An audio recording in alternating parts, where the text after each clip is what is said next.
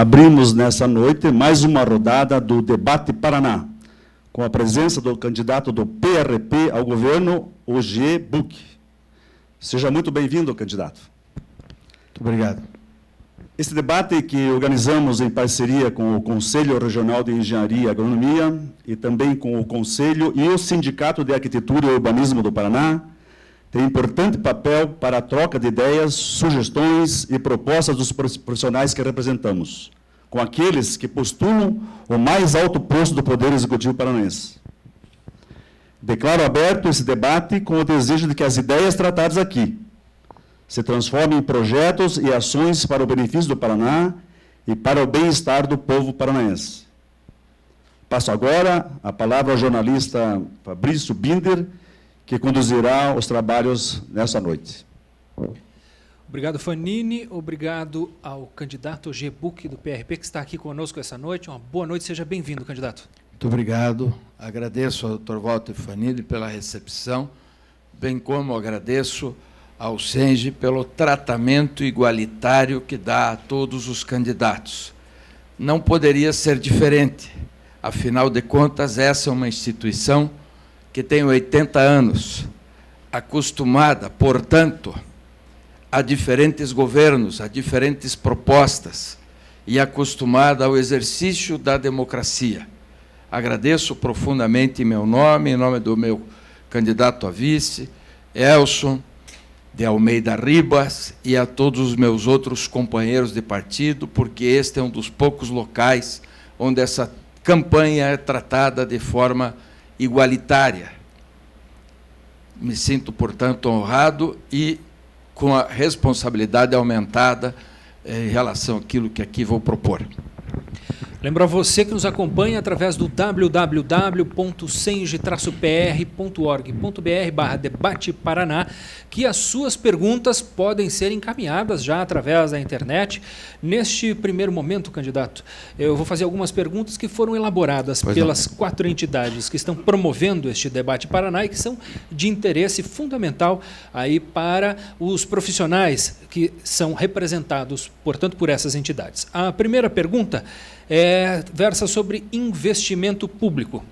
O Paraná é um dos estados com menor nível de investimento público. Como aumentar esse investimento, considerando a atual situação fiscal do estado, que é preocupante? Lembrando que o investimento público é instrumento fundamental do processo de crescimento e desenvolvimento econômico e que também contribui de modo direto para a contratação de mais profissionais das áreas de engenharia e arquitetura, elaboração de projetos, captação de recursos, fiscalização e execução de obras, entre outras.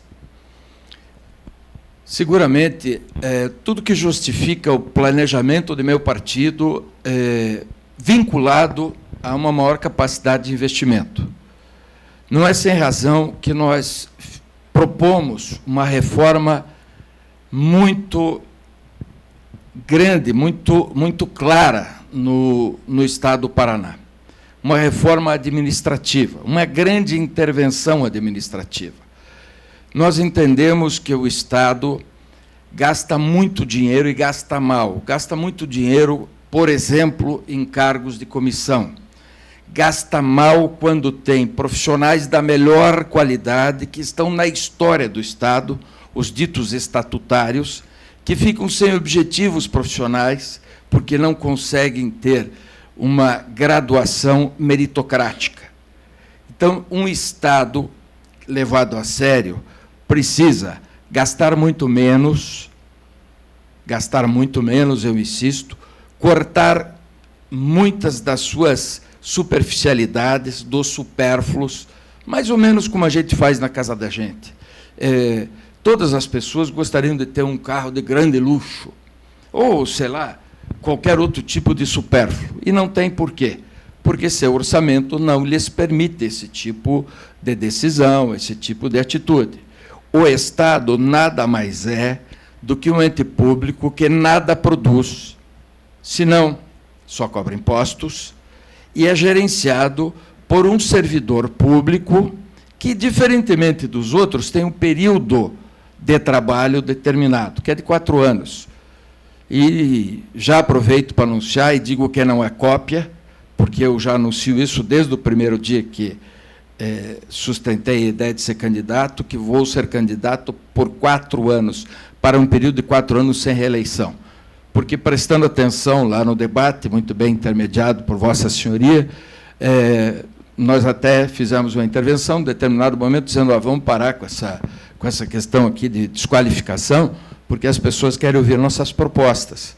E a desqualificação vem de, pois é, você está lá no Senado e quer ser governador, e daí você não dá o dinheiro para o Estado, em função exatamente desta tal reeleição. Esse não foi um bom instituto. Como não está sendo um bom instituto também esta eleição com partidos menores. Qualquer cidadão que se lance candidato num partido menor, como no meu caso, imediatamente passa a ser chamado pela mídia, preliminarmente pela mídia e depois por outros interessados, de candidato a serviço, candidato laranja. Esses são desserviços à democracia. Serviço à democracia é dizer como é que eu vou administrar o Estado e economizar dinheiro. Primeiro, então, como já disse, vou economizar cortando cargos supérfluos. Vou economizar também, buscando sempre que possível exercitar a função de governador, dando exemplo. Não acho bom exemplo o tal cartão, um cartão que existe aí, que todos os políticos usam. Tem uns que vão para Camboriú comer lagosta com esse cartão, outros viajam e outros não sei o quê e tal. Isso é um péssimo exemplo. Acho que as despesas do governador podem, eventualmente, ser pagas no exercício da função, só. Depois que você consegue implementar isso, a tendência é que os gastos supérfluos de todo o corpo funcional diminuam. Agora, pasmem os senhores, o que eu quero para comandar o Estado nas finanças? Eu quero alguém que saiba fazer conta. E não me consta que político seja bom de conta. E também não me consta que político seja talhado para ser secretário da Fazenda. Eu quero fazer um elogio aqui a um secretário de Fazenda que não era político. O Heron Arzua foi secretário de um sujeito que todo mundo sabe que eu detesto, chamado Roberto Requião. Mas eu não posso deixar de elogiar o secretário de Fazenda deste senhor, porque era um homem que conhecia a área fazendária e conhecia a forma de fazer a economia. Não obstante, apesar de conhecer tudo, nós estamos com 3 governos que têm capacidade de investimento de tão somente 5%. O governo do senhor Jaime Lerner tinha 5% de capacidade de investimento. O governo do senhor Roberto Requião, os 2 governos de ambos, 5%, e esse governo um pouco menos do que 5%. Aí eu te pergunto, Fabrício, como fazer a intervenção que o Estado precisa fazer e que é aquela demandada pela engenharia, pela área da saúde, pela área da segurança pública, sem ter capacidade de investimento? Então, esclareço, segurança pública, Secretaria de Justiça, presídio, no meu governo, privatizado. Eu preciso de obra, eu preciso fazer obra, eu preciso pôr o preso em algum lugar, eu preciso retirar da delegacia e eu preciso dar-lhe a hotelaria que o Estado tem que dar àquele que cumpre o seu encargo, a sua penalidade que foi determinada pela sociedade. Ele tem que ter um lugar, ele precisa ser ressocializado. Não pode ser um depósito de indivíduos que vão lá para aprender mais. Então, resolvo esta questão fazendo os presídios nas famosas PPPs, parceria público-privadas. Os grandes gargalos logísticos do Estado. Este governo atual dá um bom exemplo.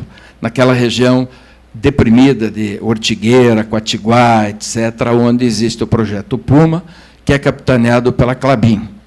Como é que foi feito isso? É um diferimento que o Estado fez. A Secretaria da Fazenda do Governo Federal admitiu, albergou, portanto, esse diferimento, de forma que o Estado pudesse fazer este adiantamento de impostos, de tal forma que a Klabin investisse 8 bilhões naquela região. Ora, se eu me encontro aqui num segmento de engenharia, de arquitetura, de agronomia, é o segmento que exige do governo que ele faça investimentos. Investimento no quê? Investimento em obra. Eu só posso fazer investimento em obra se eu tiver ou dinheiro ou capacidade de engenharia administrativa. Vou fazer um governo com 4 secretarias. Serão secretarias de maior porte, evidentemente, mas elimino também todos aqueles gastos supérfluos de motorista, secretária, assessor, assessor de gabinete, mais um monte, é muito assessor e muita assessora, é muito cargo comissionado e pouco cargo para funcionário público ter a possibilidade de crescimento profissional. Isso em linhas gerais. Portanto, vou ter só, finalizando a resposta, Secretaria de Gerência Pública, Secretaria de Qualidade de Vida, Investimento Sustentável e Secretaria de Segurança, esta sendo a joia da coroa do governo. Porque, mais do que investir, mais do que tudo, nós precisamos poder chegar no nosso trabalho, na nossa faculdade, na nossa escola, e precisamos ver os nossos filhos retornando para nossas casas. Candidato, a pergunta agora versa sobre novas concessões rodoviárias. O governo do Paraná está trabalhando na formulação de novos contratos de concessão rodoviária através de parcerias público-privadas, as conhecidas, como o senhor já citou, PPPs. Essas parcerias estão sendo construídas a partir da manifestação de interesse de empresas privadas em explorar alguns segmentos de rodovias paranaenses que, pelo elevado tráfego, lhes podem garantir bons lucros. As receitas das empresas, além das tarifas cobradas dos usuários, incluirão também contraprestações pecuniárias do poder concedente, o que implicará em ônus financeiro ao governo do Estado por um período que se prolongará por até 35 anos. Da mesma maneira que os contratos de concessões rodoviárias assinados em 96, essas licitações não foram precedidas de estudos de impactos econômicos e financeiros sobre a economia paranaense e sobre as finanças do Estado. Por isso, estarão sujeitas às mesmas fragilidades de gestão e fiscalização que temos nos atuais contratos de pedágio, podendo resultar no mesmo processo em que as concessionárias cobram, mas não cumprem os contratos. O senhor não acha que é um risco demasiado grande assinar contratos dessa magnitude diante das fragilidades de gestão e sustentação financeira que apresenta o governo do Estado na atualidade?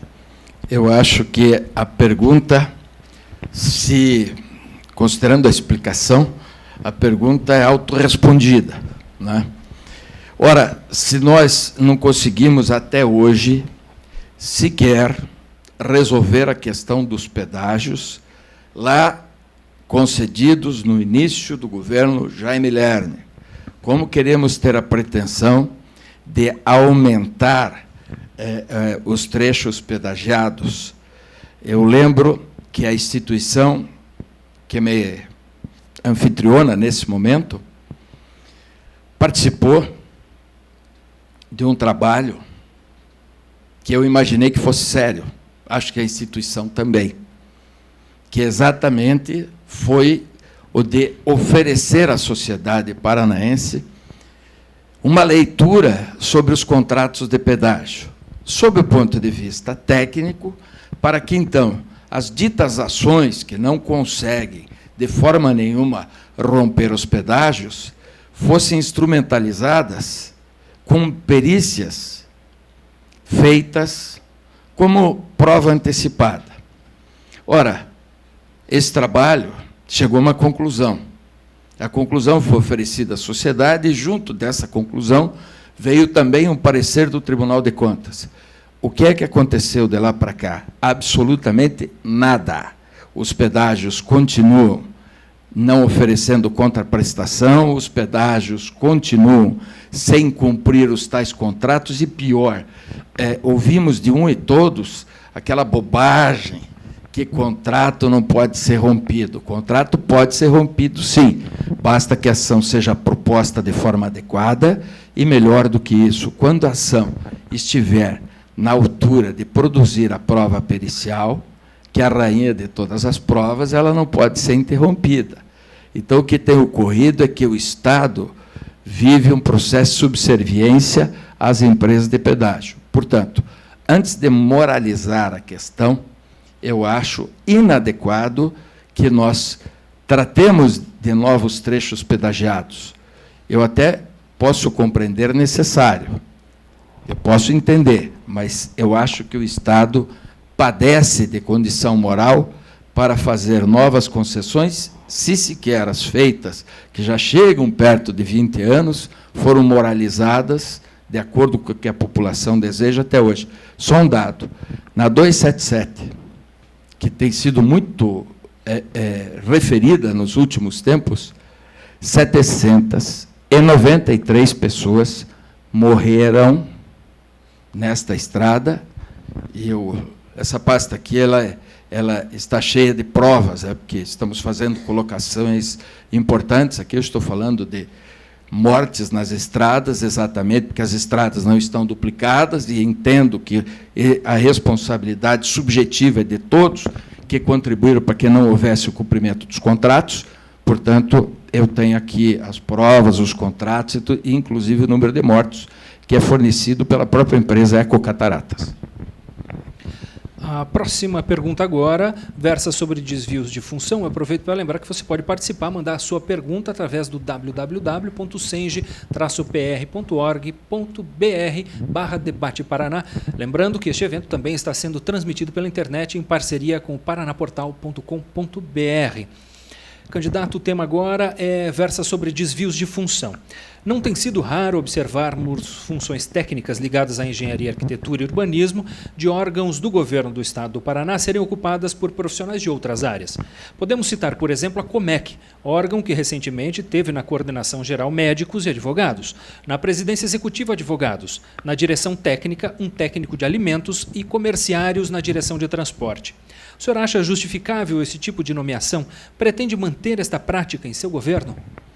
Essa é uma prática espúria, indecente, inadequada e que faz com que o Estado não cumpra a sua missão constitucional, artigo 37, que exige do Estado, a administração pública, o artigo 37 da Constituição exige uma série de coisas, transparência, e lá, ao final, eficiência. Por que o Estado, não raras vezes, não é eficiente? Eu, sem nenhuma crítica de ordem pessoal, mas hoje o cidadão que ocupa o DETRAN, salvo engano da minha parte, é engenheiro químico. Por favor, não é uma crítica pessoal, eu nem o conheço pessoalmente, mas nós estamos falando de desvio de função. Então, engenheiro tem que ocupar função de engenheiro, advogado tem que ocupar função de advogado, não adianta você pôr um engenheiro na Secretaria de Saúde. Você pode, sim, pôr um engenheiro no setor de expansão física da Secretaria para dirigir lá a construção de hospital, o depósito de saúde e tudo mais.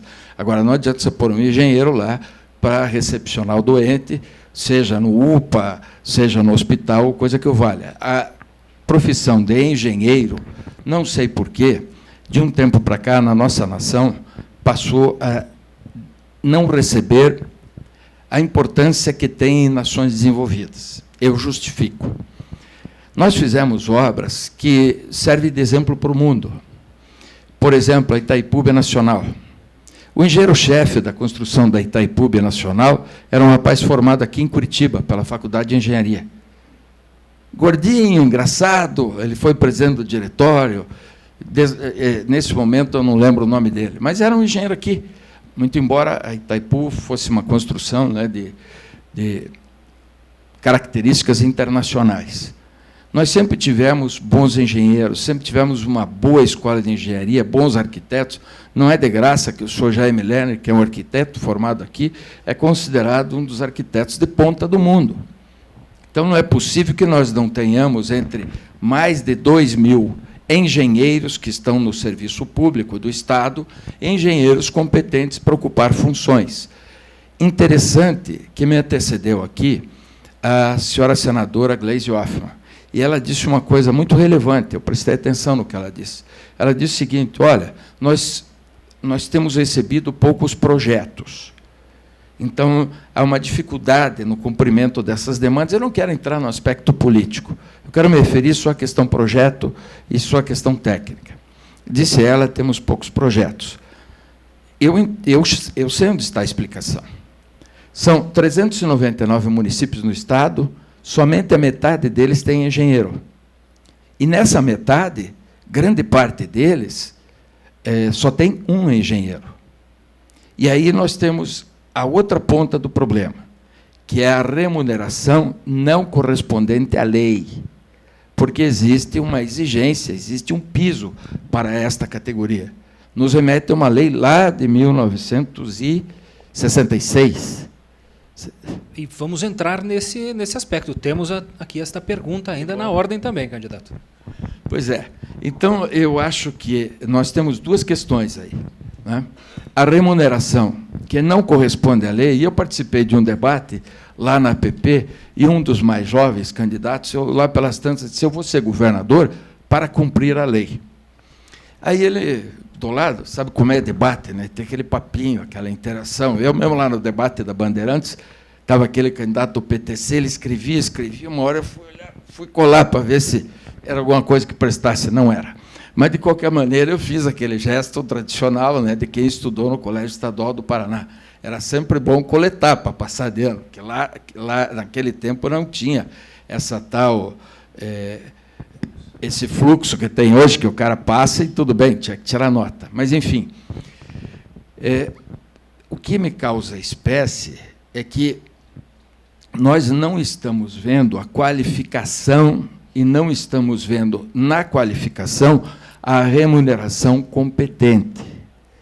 Eu posso entrar já no assunto? Fique à vontade, mas nós temos essa pergunta aqui mais para frente. Então eu vou esperar para falar depois.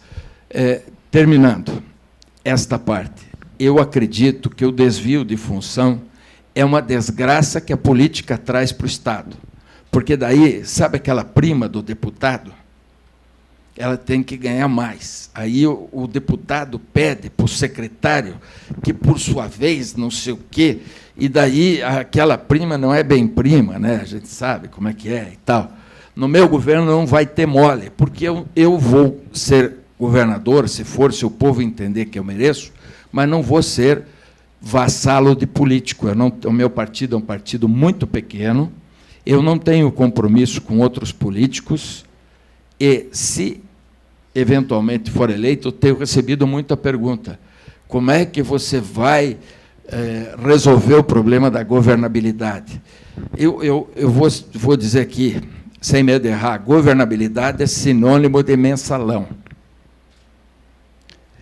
É o sinônimo mais espúrio, mais repugnante, mais nojento da transformação de um cargo público cuja finalidade é legislar e fiscalizar em um cargo público utilizado para a benesse própria e, sobretudo, para a transformação do poder legislativo num poder subserviente ao executivo.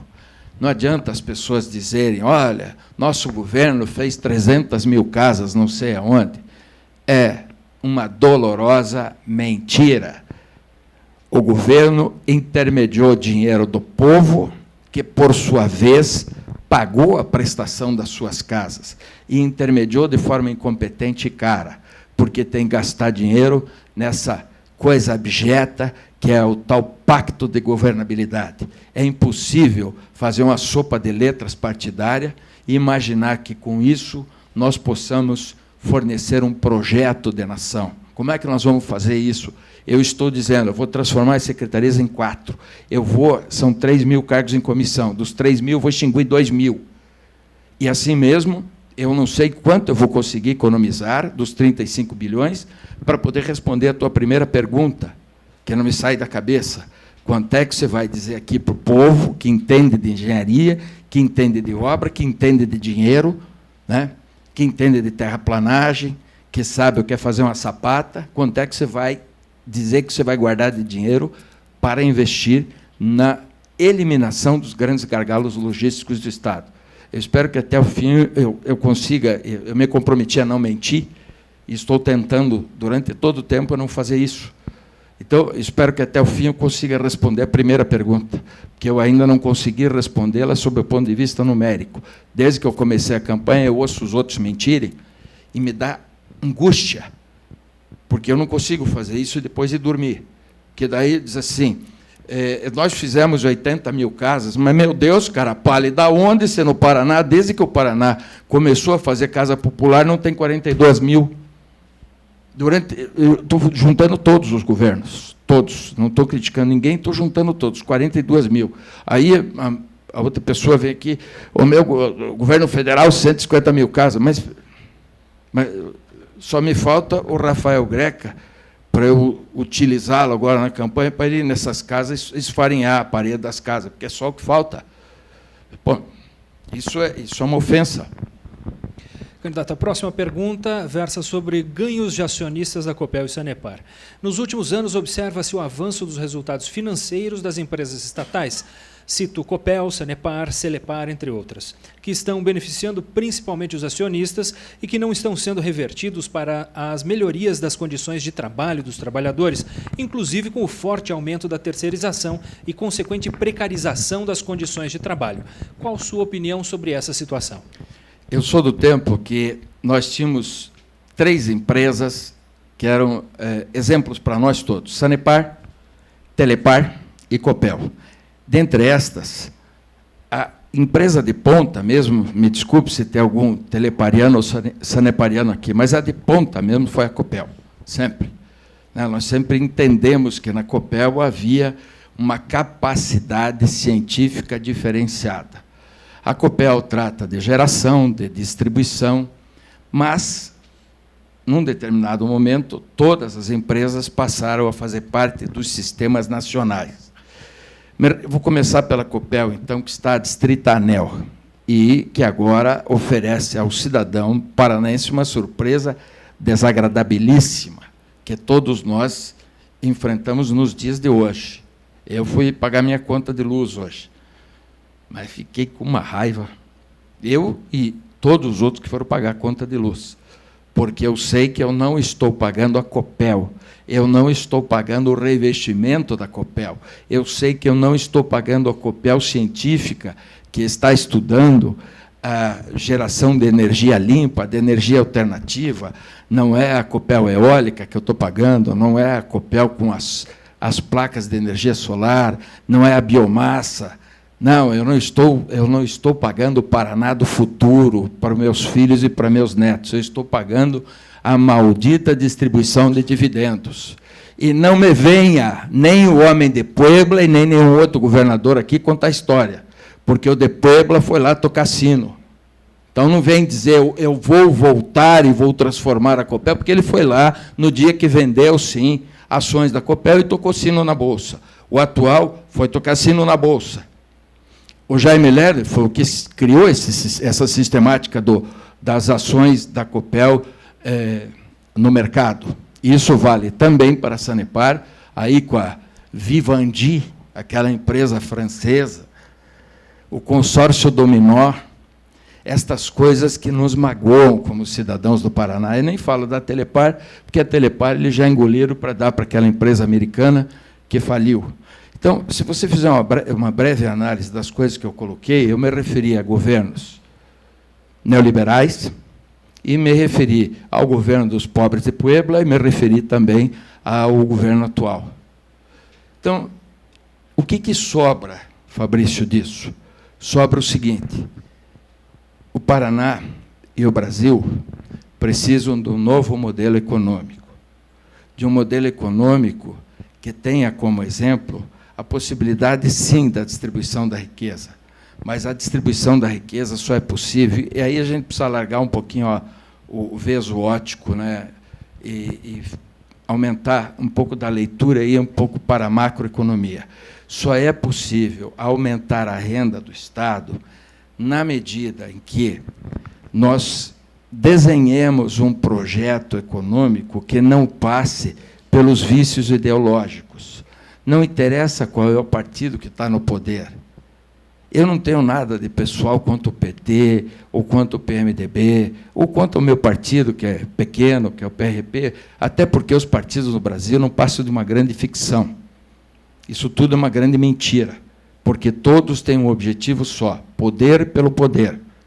Se você perguntar para qualquer cidadão que senta aqui, me conte mesmo 10 compromissos ideológicos do teu partido? Quero ver quem é que sabe. Porque os partidos são frágeis no nosso país. Eles não têm um comprometimento ideológico. Não tendo esse comprometimento, aí nós temos as questões como o mensalão, a impossibilidade da prática de uma política voltada para o interesse do povo e para o interesse do crescimento da nação. Não adianta da bolsa. Eu não estou nem analisando a questão da bolsa aqui agora. Acho que é uma questão muito maior essa. Mas não adianta dar uma bolsa. Eu preciso dar ao cidadão educação como eu recebi. Eu recebi educação lá atrás. Eu fui aluno do Grupo Escolar Professor Cleto, só. Do Grupo Escolar Professor Cleto, eu fui para o Colégio Estadual do Paraná, só. E daquele colégio eu fui para 2 faculdades. Sem cursinho, sem outras necessidades de apoio. Correto? O que acontece com a escola hoje? A escola hoje não prepara. Nós não temos preparo da escola profissionalizante e não temos preparo na academia, o que é muito pior. Aliás, eu nem sei o que é pior, mas eu só sei que a academia é a ponta de qualquer nação. E a nossa academia não está recebendo a atenção devida do nosso povo. Candidato, nós vamos a um rápido intervalo. Você que nos acompanha através do www.senge-pr.org.br/debate Paraná e também pode já ir mandando a sua pergunta. No próximo bloco nós vamos estar respondendo também as perguntas feitas pela internet. Você que nos acompanha também através do paranaportal.com.br. Nós vamos a este rápido intervalo e já estaremos de volta.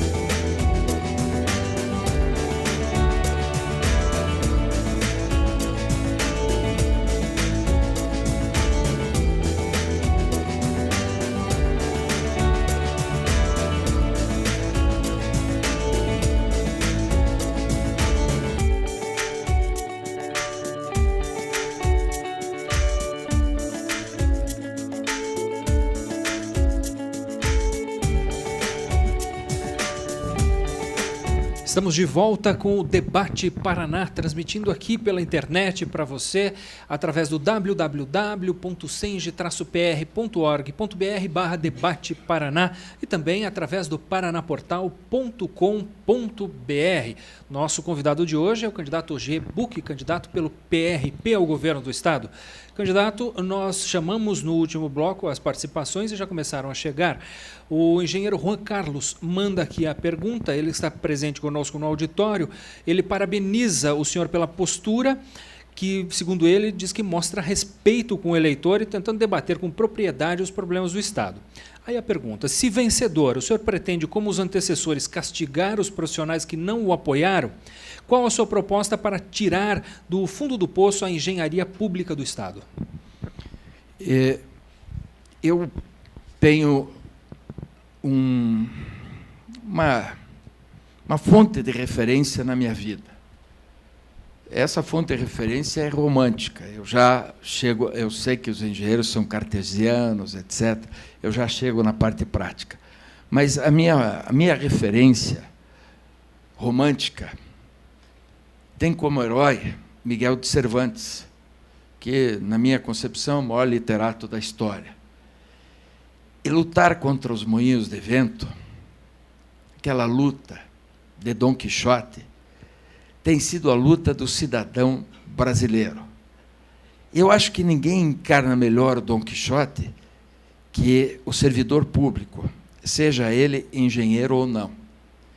Porque o servidor público é compelido a uma carga de trabalho extraordinária. Outro dia eu fui nessa feira de sabores e encontrei alguns servidores públicos que trabalhavam lá sábado e domingo. E aí eu perguntei como é que é o negócio da remuneração. Eles riram. Né? Quando eu perguntei, eles riram de mim. Não, a remuneração é esse elogio que o senhor acabou de fazer aí para o nosso trabalho e tal, que também é uma remuneração, evidentemente. O que eu vou fazer é buscar o mérito. Eu acredito em meritocracia e trabalho. Meritocracia você tem quando faz o debate da Bandeirantes para o Paraná inteiro. E qual é o risco, ao vivo, né, de ter o mérito da carreira bonita que você tem empanado por uma má condução. Esse é o mérito. O trabalho é aqui, onde você não tem o mesmo risco, mas desempenha com o mesmo respeito, o mesmo profissionalismo e a mesma seriedade.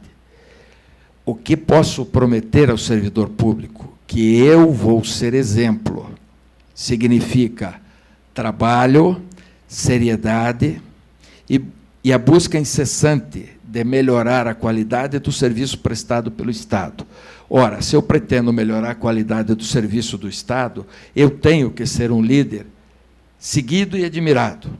Líder seguido e admirado é aquele, como eu já disse, que dá o exemplo e que consegue, com justiça, premiar os melhores. Eu brincava aqui fora do ar que o Estado sempre tem algumas luzes, né, algumas estrelas. E essas estrelas, às vezes, têm progressos que não correspondem necessariamente ao mérito, que não correspondem necessariamente ao trabalho incessante. No meu governo, as pessoas vão ser promovidas por mérito. E a engenharia, ao contrário do que se imagina, e eu não consigo entender, como cidadão daí, o que aconteceu com a engenharia.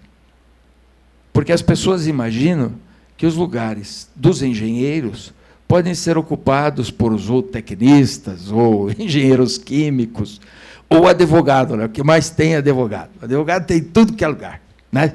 Se sacudir a árvore, cai advogado. Eu mesmo sou um deles. Mas eu tenho consciência que não tenho condições de suprir a necessidade de um profissional técnico, engenheiro, ou arquiteto, ou agrônomo, enfim. O que eu vou fazer é desenvolver um trabalho de valorização dos profissionais que fazem parte do meu quadro. Vou lhes oferecer condições de trabalho, vou lhes oferecer os cursos de reciclagem, porque eu os faço pessoalmente. Eu sou advogado e vivo de advocacia, e não passo um tempo sem fazer novos cursos. Já estou velho, de vez em quando tenho que ir com meu filho, passo vergonha, né? Vou lá na última fila. Velhinho fica na última fila sempre. Mas eu vou. Eu acho que a reciclagem é necessária, eu vou oferecer ao meu corpo profissional reciclagens, qualificações e, claro, promoções horizontais e verticais. Outra pergunta, candidato, que vem através da internet, versa sobre tarifa de pedágio, foi enviada por Marília Torres, da região de Maringá. Ela pergunta: existe acentuada diferença no valor dos pedágios cobrados nas concessões efetuadas pelo governo do Paraná e as efetuadas pelo governo federal? O senhor já começou a entrar nesse assunto no último bloco. A que o senhor atribui essa diferença? O que o senhor fará, caso eleito, para baixar o valor do pedágio? Bom, essa é talvez a mais recidiva e reincidente colocação que faço. O pedágio é caro e não corresponde... o preço que nós pagamos pelo pedágio aqui no estado do Paraná não corresponde à contraprestação dos serviços. O que eu vou fazer é nomear imediatamente, depois de assumir, nomear uma comissão. Eu não gosto de comissão, mas, nesse caso, como esse assunto ficou vulgarizado, eu acho necessário daí que a sociedade se represente. E quero dizer que aqui do SENGE, eu não quero um trabalho novo. Eu já li o trabalho que vocês fizeram. E ele me basta. Do Tribunal de Contas, eu também não quero um trabalho novo. O trabalho que o Tribunal de Contas fez em relação ao pedágio também me basta. Eu quero um trabalho novo da minha categoria. Eu quero um trabalho novo dos advogados. E eu quero exigir dos procuradores do Estado que me expliquem por que eles não conseguem quebrar esse contrato. Qual é a justificativa para gente tão qualificada, e são, de fato, homens e mulheres de grande qualificação jurídica, isso é absolutamente indiscutível, currículo é currículo, né? Aí eu volto ao raciocínio cartesiano, o sujeito tem um currículo brilhante, ele tem que ser brilhante. Como é que tanta gente brilhante não quebra o contrato que foi feito só por um advogado? Que é muito bom, mas é o advogado das pedageiras, ele é muito bom, é professor de direito administrativo, mas não é prêmio Nobel. O que é isso? Sabe o que explica isso, Fabrício? O que explica isso é a falta de interesse dos governantes.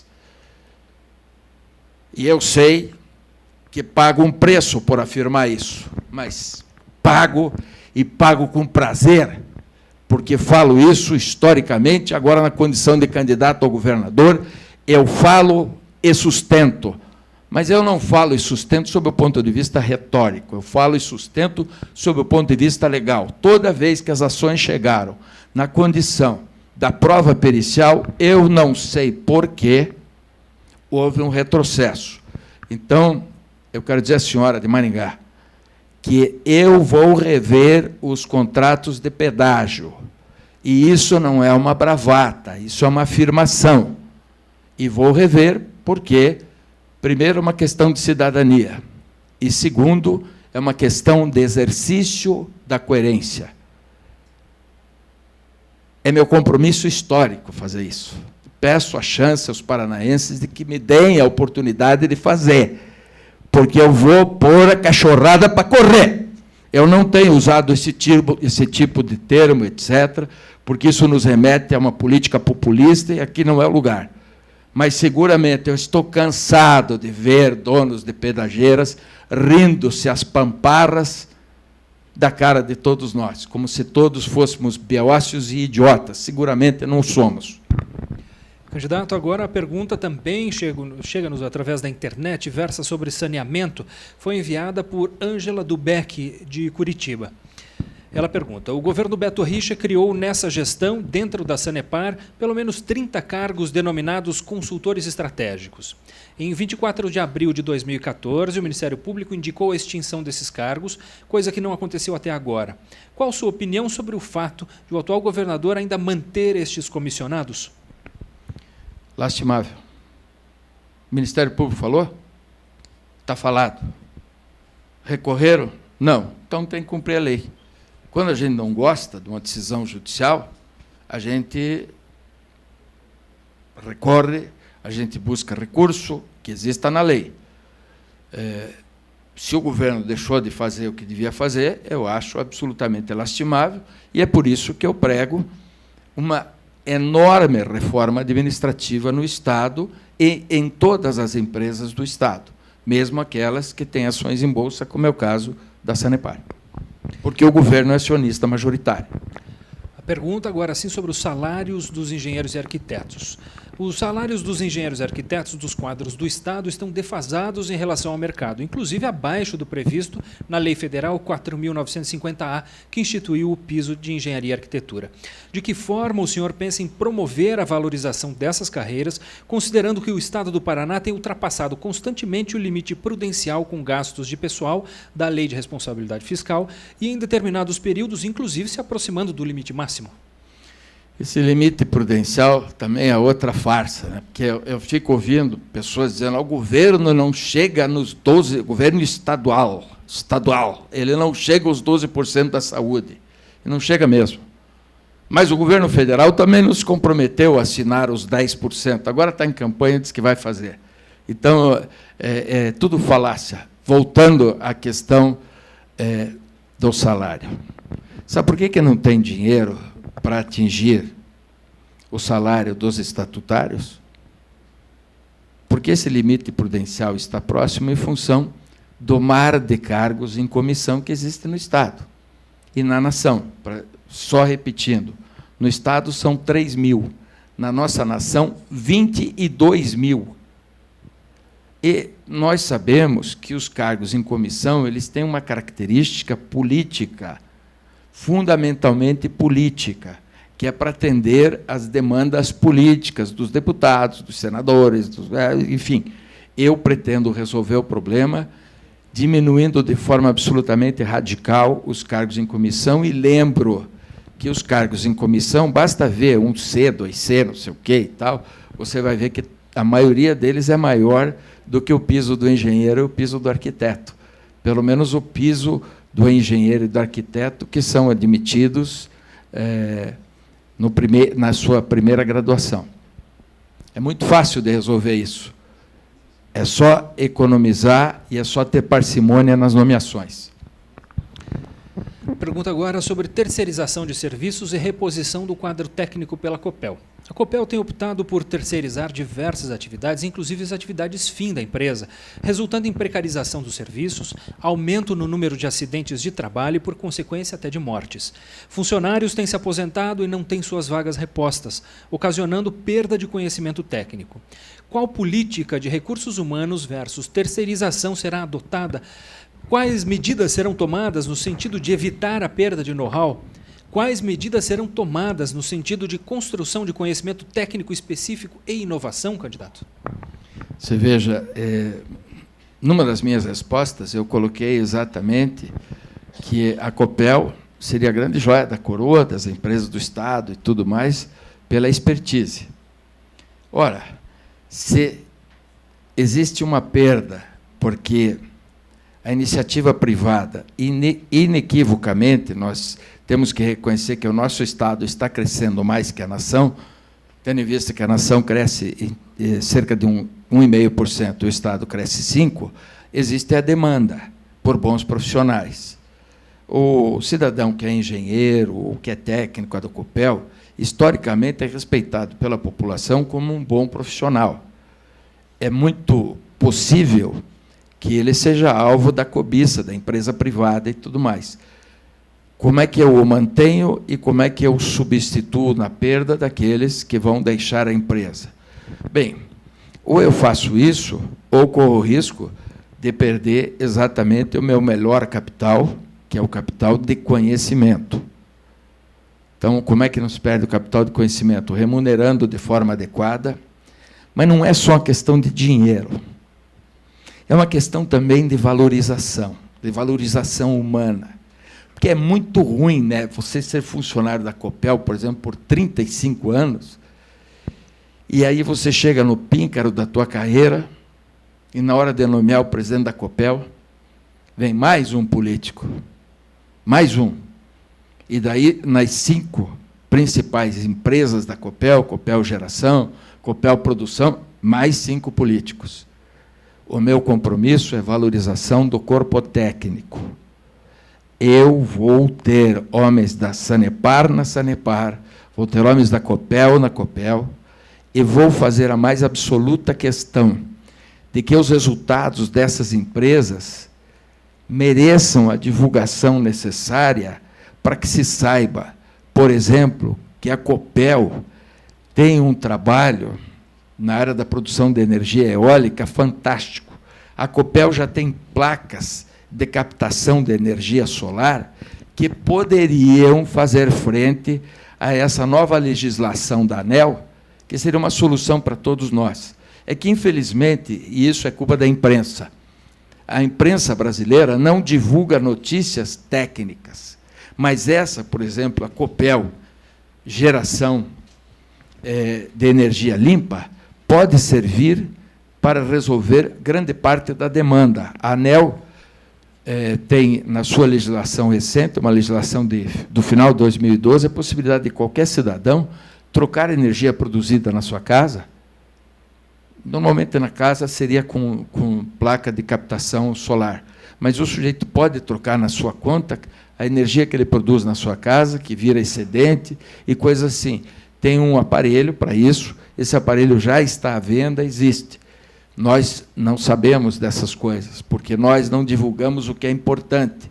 Talvez porque não interesse aos grandes sócios majoritários, que não querem o reinvestimento. Aí sim, respondendo objetivamente a tua pergunta.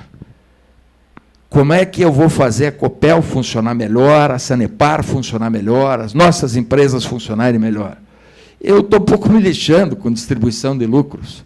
Eu não sou acionista dessas empresas. Eu não sou francês, eu não comprei a ação da Copel na Bolsa de Nova York, eu sou de Curitiba, Paraná, Brasil, nasci da Galícia, e nunca escondi isso de ninguém. Eu quero que a energia seja boa, seja limpa e seja acessível ao cidadão. Eu quero ir lá na Vila São Pedro e encontrar, lá na Vila São Pedro, luz da mesma qualidade que eu encontro aqui, neste prédio. Eu quero ir para o pequeno município do estado do Paraná, Arapoti, Quatiguá, Ventania, e não ter aqueles municípios com luz bruxulhante como nós temos. Não é possível que a gente produza energia de fonte hídrica como produzimos, e que podemos produzir de outras matizes e de outras matrizes, e que continuemos a pagar caro e ter, pior do que isso, ter energia com fase baixa. Nós precisamos valorizar o que temos, e nós temos muita coisa boa. Nós precisamos voltar a ter a mesma alegria de viver no Paraná, de sermos paranaenses. Aqui teve um interventor que era gaúcho, chamado Manuel Ribas, famoso Maneco Facão. Esse homem tinha orgulho de ser paranaense, que era uma coisa fantástica. Depois tivemos outros grandes homens, estadistas. Eu acho que o governador do Paraná tem que saber que ser governador não é ser governador para exercitar o poder pelo poder, é ser governador para servir, mas não é para falar essa bobagem aí de Puebla.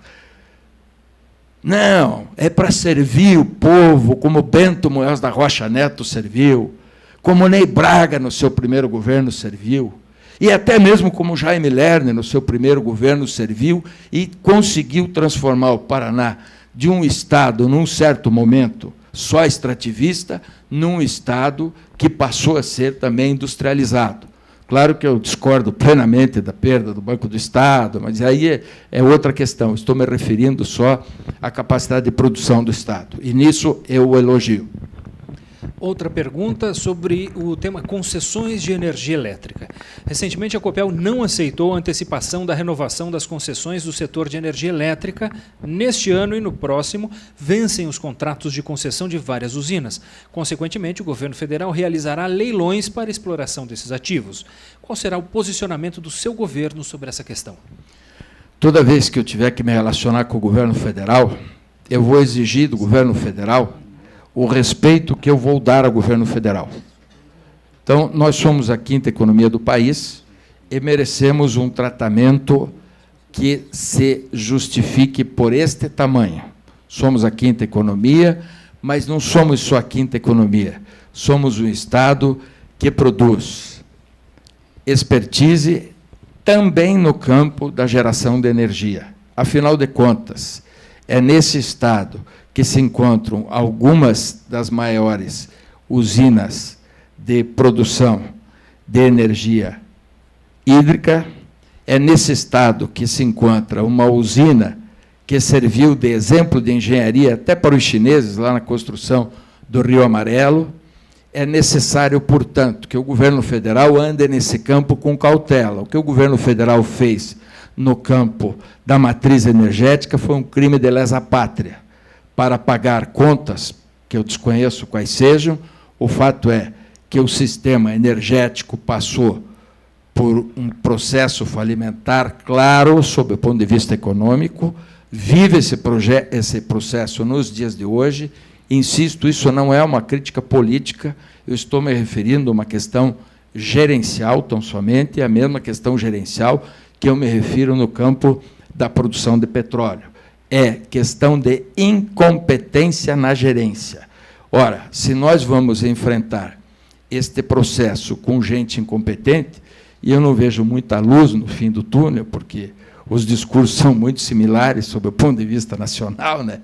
Inclusive no que tange a candidata que meu partido apoia, porque eu não consigo enxergar assim, uma visão macroeconômica de desenvolvimento, pelo menos até agora, espero que venha. Eu quero te dizer o seguinte: o Paraná não pode abrir mão de território conquistado, seja em que segmento for, muito menos naquele que é fundamental, qual seja a da produção da energia. Porque, se o Paraná não tiver domínio sobre a produção de energia, nós não poderemos crescer. Quando a gente fala que houve o projeto Puma aí no centro do Estado e que vamos crescer muito com esta engenharia criada junto à Klabin, é porque exatamente nós temos energia à disposição, que lá trata-se de fábrica de papel. Se não tiver energia abundante, não funciona. Candidato, estamos chegando agora nos momentos finais dessa entrevista, deste 5º encontro do Debate Quero Paraná. mais. O senhor tem aí, agora vamos relembrar aqui os tempos de debate, o senhor tem cerca de 3 minutos para suas considerações finais, candidato. Bom, eu quero mais, porque eu vou justificar por que eu quero mais. Porque são pouquíssimas oportunidades no período eleitoral que temos de dizer o que pensamos, naquilo que acreditamos e com a liberdade que eu estou tendo aqui, de expor aquilo que nós acreditamos que deve ser exposto. Por que eu quis ser candidato a governador? Porque eu queria oferecer uma alternativa. A minha alternativa passa por um Estado mínimo, por um Estado que seja propositor, por um Estado que valorize muito os seus profissionais, por um Estado que remunere com dignidade e decência aqueles que servem a esse Estado, e que sirva como um exemplo, não só para o Estado intrinsecamente, mas para a nação. Sirva como exemplo de que é possível administrar a coisa pública de uma forma muito simplória, Fabrício.